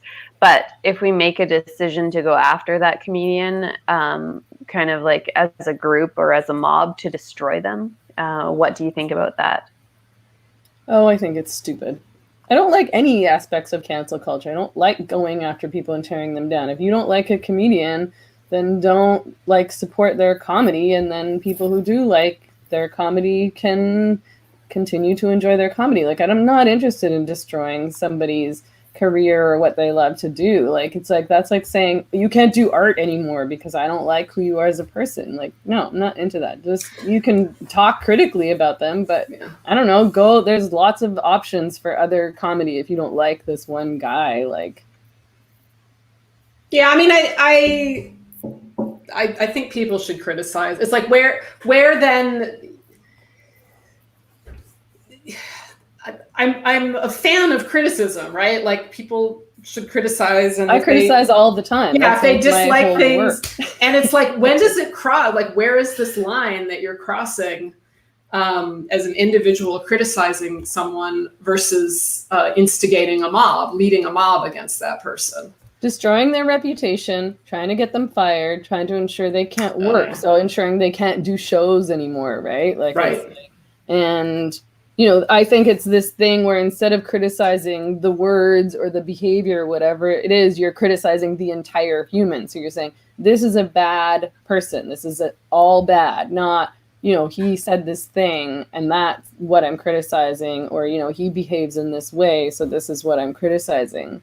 I think it's like writing off somebody entirely, kind of a bit, but more than that, more than just writing them off, like really going after them and trying to ruin them. Like the intent is to kind of ruin them. Right. That happened to me in my town. It was so terrifying for a year in this town. And I have to say that the lockdown, I have felt so much lighter since the lockdown, because the people that were making my life hell, they have other things to worry about. And it's like, they just don't have, they are unable to do these sorts of things. But it was a real nightmare. I mean, they canceled my movie. I'm the only filmmaker, like, in the whole world to be canceled, whose films were banned by the art theater. And it was insane. By a bunch of like lefty progressive do-gooders. They went that far, and they had like, they like got together like in protests and stuff, and all of it was with this, oh, we're so scared, people are so horrible, we're such victims, we're so vulnerable. And that's what they did. And I also think, like, the people you're scared of, like the racists and the armed nutcases, they're scared too. Like that's exactly the justification that they use for doing all the things that you're afraid of. Anyway, it was horrific here. I mean, this is like the most traumatic thing that's happened to me, it's like my trauma of the decade. And it's, I'm glad to finally be coming out of it, but it's like, it has just massive damaging effects, and like the loss of faith in humanity, and just the horror, because you grow up learning about these atrocities, like, oh, how could people be Nazis? How could they be fascists? How could they do all this stuff? And then you see your town do this in the name of not doing that, right? Like, I'm the one that got called the Nazi while they banned my films, Yeah, they're the ones that preach anti-bigotry, and they're the ones that are actively silencing people with different opinions, which is the literal definition of bigotry. And they were really scary, and it actually makes me kind of sick to think about. Like, I've really enjoyed the last few months. It's like I like have thought about this very little. I've noticed that like the mobs are not bugging me. Things have like calmed down for me online. Yeah, well, they move on to the next outrage. That's kind of what they do. They just, if there's another outrage that seems more exciting, they'll go to that one. They hit on me multiple times, right? Like it happened over and over again. And they also were like, anytime, they were just like, no, Nina Paley is not going to show her films in this town. They were just, there was like one venue they shut down, and then they shut down another one. Both of the venues, by the way, have since gone out of business. And, I should be sad because like, oh, local arts things don't want them to go out of business. But still, it's like, yeah, you banned me, you succumbed to a bunch of mobsters self-righteously. So, you were sort of dead to me then before you went out of business. Well, also, and they're not scared. I think that's a lie. I don't believe them that they're scared of anything. Yeah, they're definitely, like, a lot of people in local politics have jumped on this bandwagon. It's kind of amazing. They're all like, city council and county board and, this board and that board. It's really disgusting. Yeah, I don't believe they're scared either. I think this whole victim thing is phony. They just use that as an excuse to go after women like us with such hateful intensity. They pretend that that we're dangerous and that they're scared, like we're going to harm them or that our words are somehow harming them. But I don't think they actually believe that either. And I mean, if they were so scared of us, I don't know, would they show up at our events and behave in really intimidating, threatening ways and like get up in women's faces and scream at them and call them like white bitches and things like that? I mean, I don't know. If I was really scared of something, I don't think I would go up and scream horrible things in their face. Well, those are the protectors, right? Like men and women have different roles in this process. It was a woman who, started, she wasn't like directly confrontational. She started a secret Facebook group devoted to trashing me. She was the one that was like, oh, we're so scared. But the people that are like super aggressive, those are men. So they're protecting the poor, scared women. And of course, the most scared of all, the trans women, but then you get these hero types that are like protecting the vulnerable from the horrible filmmaker whose cartoons, cannot be shown in Champagne. I just want to roll my eyes like multiple times, but I'll get dizzy. So I think this would be a good time for one question is, are you sure that you, as in all of you women, are not canceling trans people? Absolutely. Pretty sure. Never trans, like a specific trans person? Or are you talking about like my friends? Am I canceling my trans friends or like general trans people? As a group. I'm not trying to get them fired. I'm not trying to get them to identify differently. I'm not trying to get them to use different pronouns for themselves. I'm not trying to get them to wear different clothes. I'm not trying to do anything to them. It's like, go on with your bad self. Rock on. Yep. Yeah, I'm not like going after any. I'm not trying to shut down events. I'm not trying to shut down spaces. And in fact, I'm encouraging them to have events and create spaces and create services. I mean, I think we would all support, trans-specific services and spaces and communities. And yeah, I've never gone after somebody to try to get them fired. I've never protested somebody's event. I'm not trying to silence anyone. I mean, so no, definitely not. And I really genuinely want people to be happy. Like I want them to live their lives in, like, I'm not just saying that to pretend to be nice. Like I like, it's nice to feel authentic and like you can be yourself. And that's what I want for everybody. But that doesn't mean that you get to impose that on everybody else. Like that's something within you, There's no amount of external validation that's going to provide that for you, especially because you just can't control what other people think and say. So you're always going to encounter people in the world who aren't going to know all of your innermost thoughts and feelings and how you relate to the world or how you relate to gender or whatever it is. But whatever, wear whatever you want, call yourself whatever name you want. Like I'm not going to say that you're a woman if you're a man, but like live your life in a way that makes you feel happy. Go for it. Yeah, that's what's so painful about this. Back in the day, like the reason I had so many trans friends was because 20 years ago, the trans people I knew had a really highly developed sense of self, right? Because they knew that other people weren't going to validate them. And so they relied on themselves to be authentic and live in the world. And it's completely inverted. That's such an important point. One of my friends, I think it was my friend Ashley, it was Rose of Dawn on YouTube. I think she asked on Twitter a few months ago, whatever, I had saved it. It said something like, when did trans people stop changing themselves to fit in with the world? And when did they start trying to change the world so they can fit in? Or something like that. You get the idea, but like it's reverted on itself. Yeah. Like if I go to Spain, I'm going to do my best to speak Spanish, like, cause I know that I'm intruding, it's like, it's true. I'm intruding on that culture. Like we have different experiences, and to try to change the entirety of something just so you feel more comfortable, it isn't the way to change people's minds about anything. Well, Spain is obviously anti-American and anti-English. Would you say I said Spain is obviously anti-American and anti-English. Yeah, they're speaking Spanish when you go there. They're trying to erase us. That happened to me when I was in Mexico recently. I felt it. Okay, I have a question kind of for all of you. It starts with Linda Blade asked a question. Nina, did it affect your funding for films? But that could be a question for all of you about how this has affected, how being canceled has affected you financially. Well, fortunately, it happened to me at a time where, I did not need additional income. If I had, absolutely, it would have been devastating and terrifying.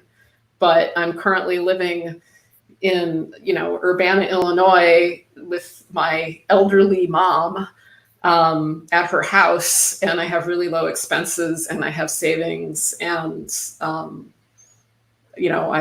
a, a war tax resistor. I can afford to be a war tax resistor here. So I'm not looking for higher income right now. But if this happened when I was in New York City, that would have been absolutely devastating.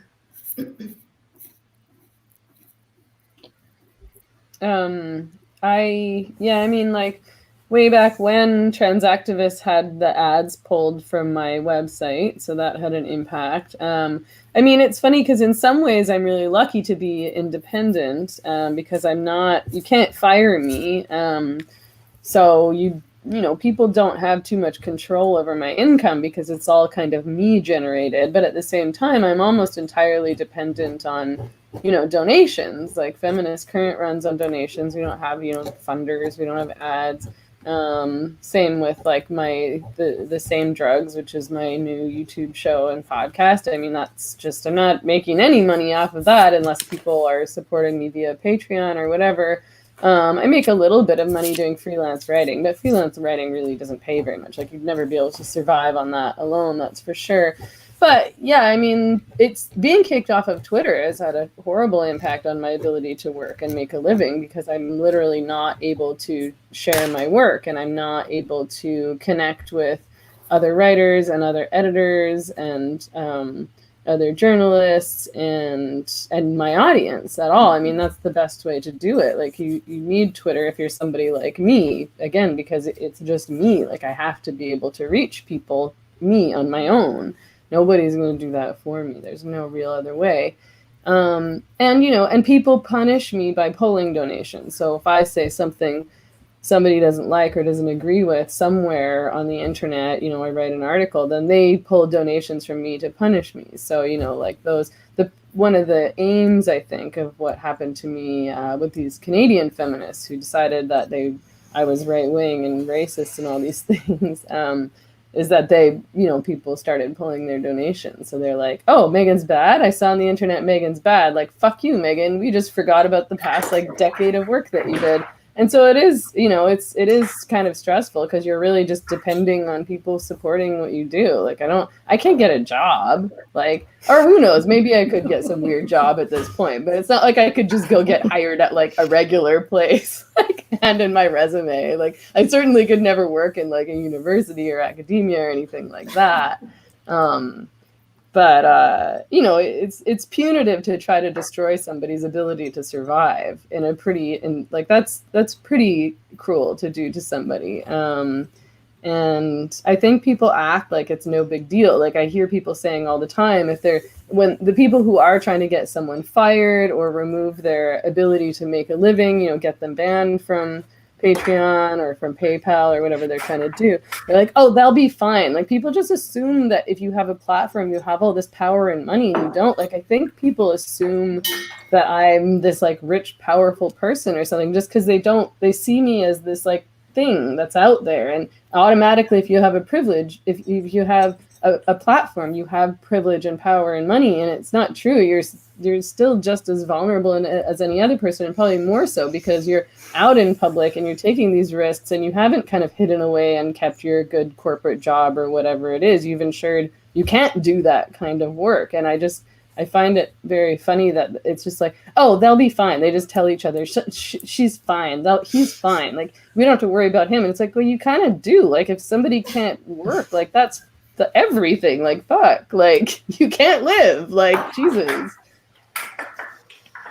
Yeah, they definitely wanted it to affect After Ellen financially. It has not affected me or After Ellen financially, despite their best efforts. I don't know why they continue to try this. They should just really give up because it's never going to happen. But yeah, that I could see that was the goal, but no, it hasn't. I love Okay, After maybe- Ellen. Wait, Arielle. Thank you. Somebody asked if I lost subscribers and brand deals. I don't think I lost any subscribers from the video that people are referencing, like the main viral video that I made that I was like, I'm done with these people. If anything, I gained a huge audience from that because, again, the silent majority. But yeah, I was actually, I'm not going to give them any credentials, any credit, or whatever the word is. I can't think of the word right now. But there was an LGBT media company that I sort of helped put together. And they actually fired me from it after I came out with that video for being a Trump supporter, which I haven't even publicly said that I support Trump. So literally all I said was I'm leaving the progressive left because these people are nuts. That's all that I said. And the guy just, he went batshit crazy on me. It was making all these claims. And he's like, I said, is this an LGBT organization or is this a progressive liberal socialist organization? Like, how are you going to cancel me for my political opinions? Like, this has to do with being a lesbian, or being LGBT, not anything. Oh, we disagree. I'm like, all right, whatever. And then the whole organization caved anyway. So got out of a sinking ship quick. But I saw that coming when you first told me about it. Did you really? How'd you know? Yeah, because what they're trying to do isn't going to hold up. That business is dead. But anyway, that's another topic. Yeah, it's like the businesses that went out of business after canceling my movie. It's like, that's a really great business plan, right? Like, capitulate to bullies instantly. Yeah. Yeah. All right, maybe we'll end on a question. How would you all feel about having fans who would support you regardless of what you say? Sounds good to me. That would be great, but I don't know if that's going to happen because I think we seek validation in others still. And if somebody that we look up to doesn't agree with us, we feel hurt. And I think that's really what it comes down to.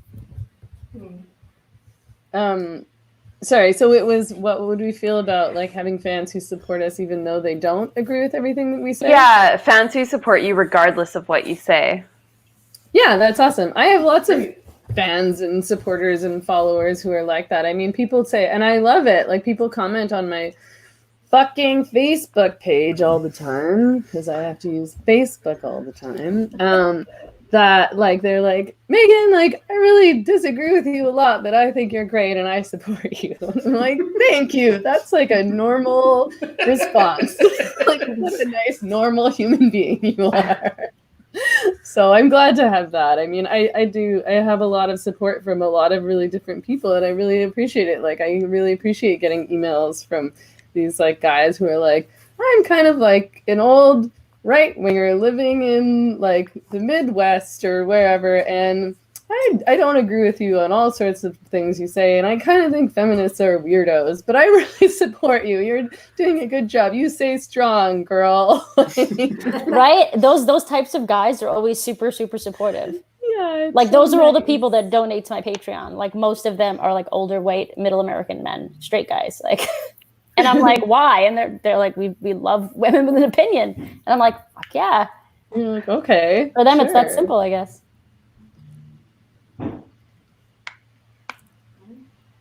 Oh, all right. Yeah, one more question. You have one more, Holly? You're muted. You're muted. Oh, your mic's still off. Click it. There you go. This is way back, and it just said Memoree looking like a snack in that button up, and I had to look that up. You had to look up what a snack was. What about the rest of us? Stop being so exclusive. Yeah. I feel excluded, erased, and invisible. Yeah. I don't think I know what that means, but it sounds good. So I like I think snacks. you look cute. Thank you. It's like Yummy. It just means- SNACC. Well, just yeah. You look good. You look. So you Googled it? Yeah. I had to Google it. That's a good point, Slade. They I have want to look freedom. like a snack, but I'm older than everybody else here. We're snacks. We look less snacky. I'm a whole ass meal. I don't know what you guys are talking about. See, you get it now, Memoree? I get it. Yeah. All right. Now that we've all just It's just a outed compliment. ourselves as old and out of the loop, except for maybe. It's them saying that they want to eat you up. That's really what it is. Yeah. Thank you, Good to Olivia, know. in the comments, who says, "Oh my God, Megan is deaf a snack." Jesus Aw. Christ! Megan is a Wow, here we I go. can't believe her.